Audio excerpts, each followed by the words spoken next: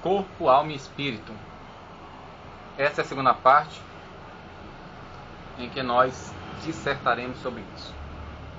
1 Tessalonicenses capítulo 5, versículo 23.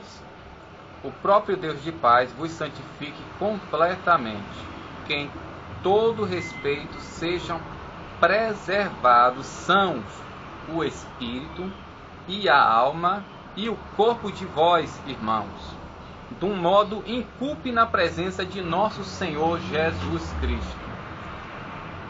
Tradução do Novo Mundo. Então, o próprio Deus de paz vos santifique completamente. Olhe bem, que em todo respeito sejam preservados sãos o espírito e a alma e o corpo de vós, irmãos, de um modo incúlume na presença de nosso Senhor Jesus Cristo. Segundo essa revista aqui, que eu já mostrei no primeiro vídeo, que eu ganhei aqui, que esperança existe para os mortos, diz assim: qual é a condição dos mortos? Os humanos foram feitos do pó da terra. Gênesis capítulo 2, versículo 7 e capítulo 3, versículo 19. Não somos espírito que habita num corpo carnal. Somos criatura física e por isso não há parte de nós que sobrevive à morte. Quando morremos, nosso cérebro morre também e o nosso pensamento e sentimento acaba. Por isso Lázaro não falou nada sobre como foi estar morto, porque os mortos estão inconscientes. Eles estão falando aqui de Lázaro do capítulo 11 do Evangelho segundo João, né? Só que o Senhor Jesus fala da parábola do Lázaro, do outro Lázaro, o mendigo. Aquela parábola que muita gente ali, é só uma parábola que não sei o que na verdade não aconteceu. Mas vamos ler Lucas capítulo 16, a partir do versículo 22, para ser mais sucinto. Ora, no decorrer do tempo, morreu o mendigo e foi carregado pelos anjos para a posição junto ao seio de Abraão. Também o rico morreu e foi enterrado. E no Hades, ele ergueu os olhos, estando em tormentos, e viu aí. Também o rico morreu e foi enterrado. E no Hades, ele ergueu os olhos, estando em tormento, e viu Abraão de longe e Lázaro com ele na posição junto ao seio.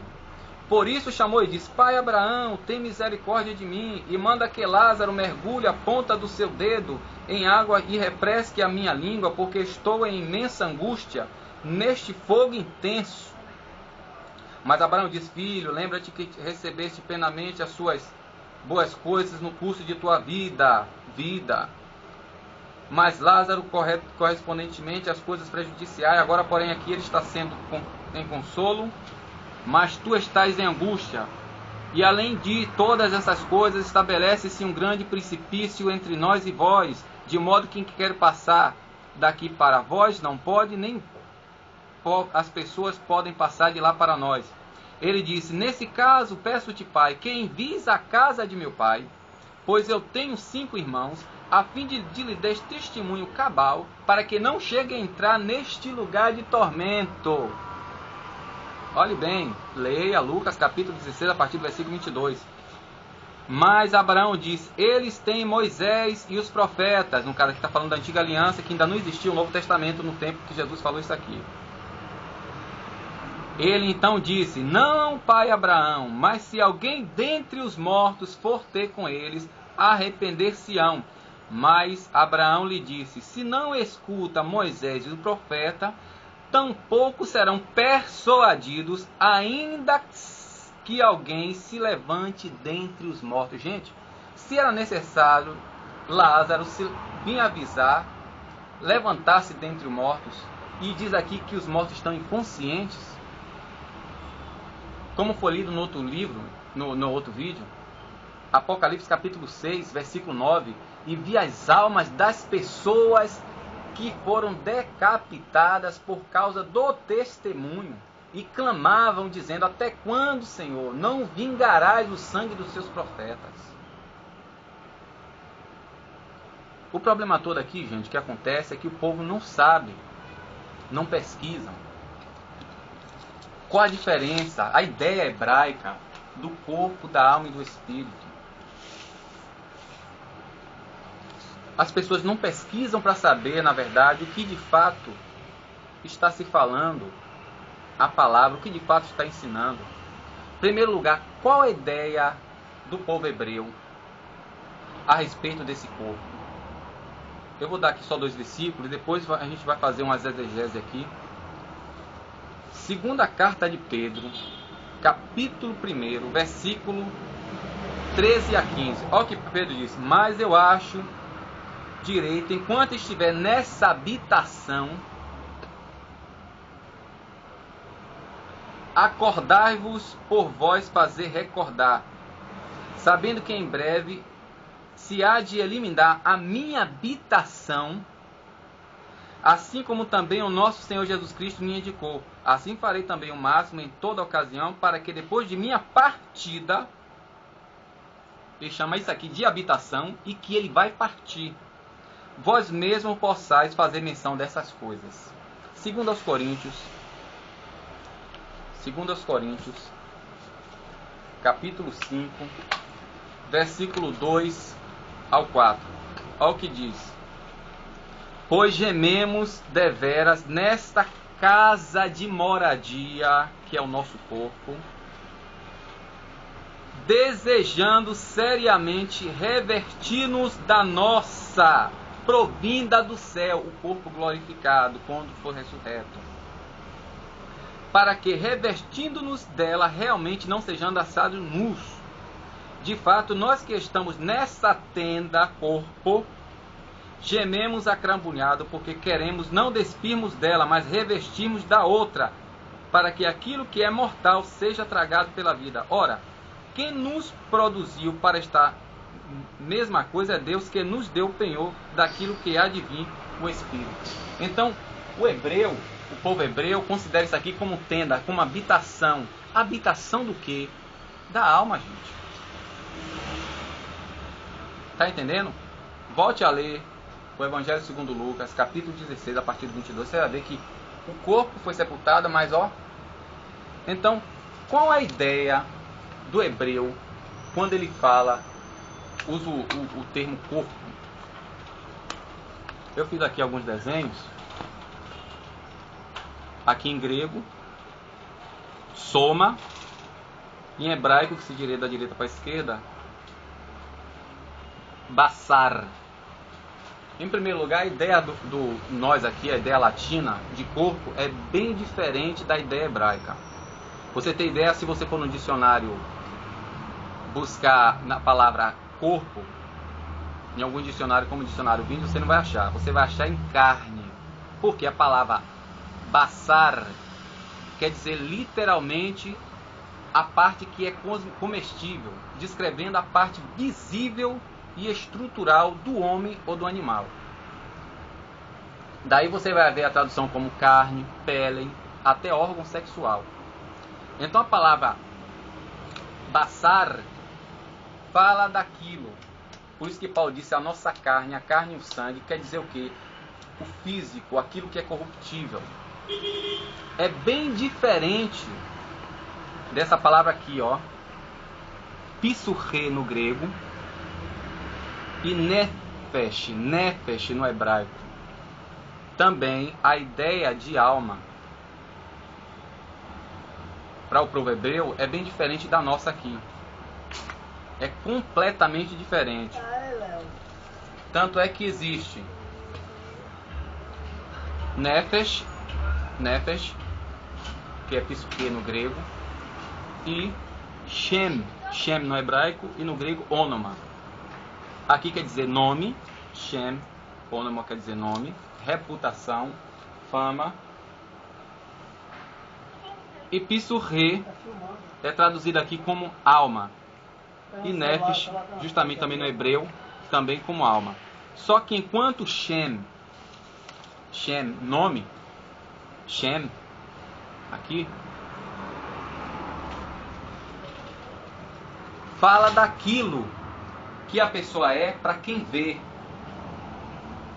Enquanto nefesh Nefesh. Nefesh fala do que a pessoa é em si, no seu interior. Então, quando a palavra fala alma, fala daquilo que é interior, do caráter da pessoa, do ser, da essência da pessoa, quem ele é. Nefesh. Então, quando fala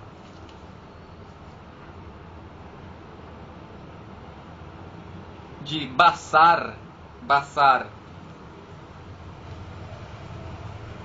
e Nefesh, que literalmente quer dizer corpo e alma, há uma diferença gigante, gente.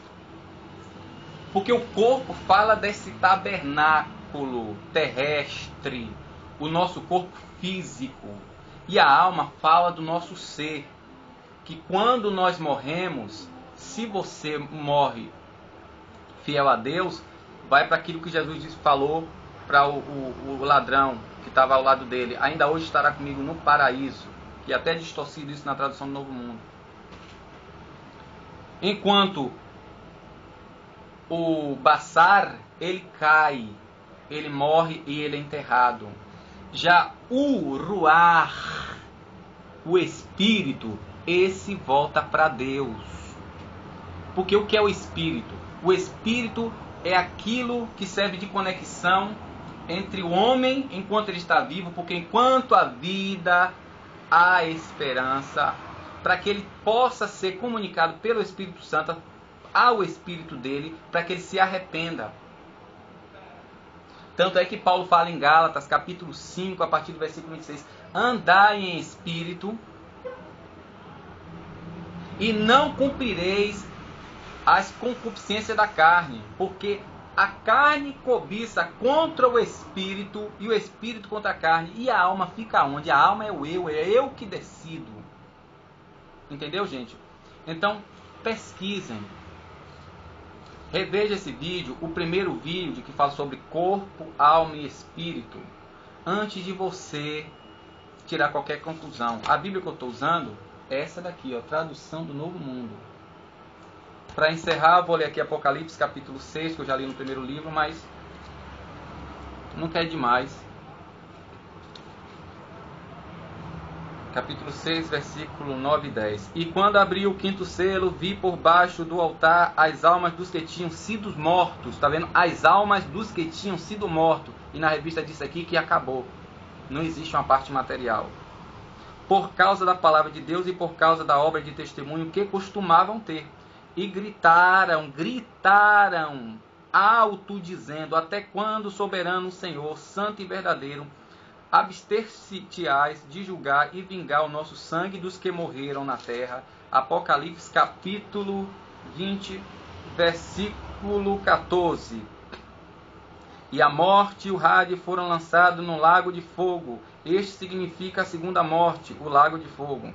Outro sim, todo aquele que não foi achado escrito no livro da vida será lançado no lago de fogo. No versículo 10 diz, e o diabo que desencaminhava foi lançado um lago de fogo e enxofre, onde está, olhe bem como no versículo 14, onde está o falso profeta e a besta, e serão atormentados dia e noite para todo sempre. Versículo 11, do capítulo 20 de Revelação, e eu vi um grande trono branco, e o que estava sentado nele, diante dele fugiu a terra e o céu, e não se achou lugar para ele, vi os mortos, grandes e pequenos, de pé diante do trono, abriu-se os rolos, mas outro rolo foi aberto, é o rolo da vida. E os mortos foram julgados pelas coisas que estavam escritas nos rolos, segundo as suas ações. E o mar entregou os mortos, e a morte e o Hade entregaram os mortos, que nele foram julgados individualmente, segundo as suas ações. E a morte e o Hade foram lançados no lago de fogo. Este significa a segunda morte, o lago de fogo. Outro sim, todo aquele que não foi achado escrito no livro da vida, foi lançado no lago de fogo. Quem foi? Os mortos, grandes e pequenos, que foram julgados lá depois do milênio. Então, gente, como é que quer dizer que corpo e alma é a mesma coisa e espírito também tudo é a mesma coisa? Só existe a parte material. E quando as pessoas morrem, acaba o sentimento, o cérebro falha, então não há parte material. Então, Deus abençoe, pesquise as palavras que eu mostrei aqui, ó, pode ver o desenho, fotografar, vá no dicionário hebraico, olhe se você acha essas coisas, ó, grego, hebraico, grego, hebraico, grego, hebraico. Que Deus em Cristo abençoe e ilumine seu entendimento. Estude a palavra para você saber de fato qual é a boa, perfeita e agradável vontade de Deus. Amém.